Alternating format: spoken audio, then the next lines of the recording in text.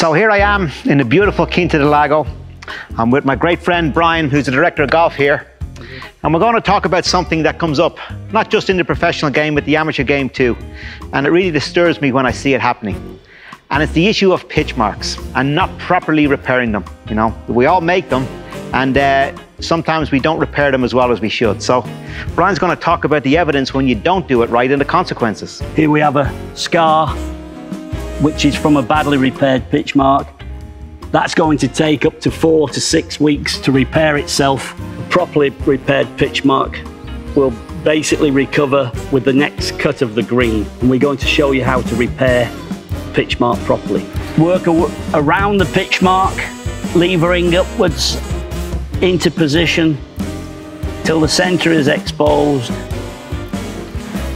And we tap down with the putter, leaving no mark at all.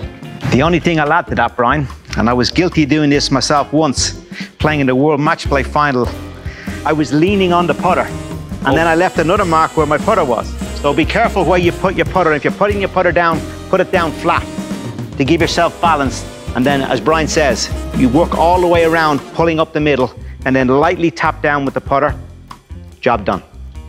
Next time you walk onto a green, be a good golf citizen. Repair your pitch mark and one extra.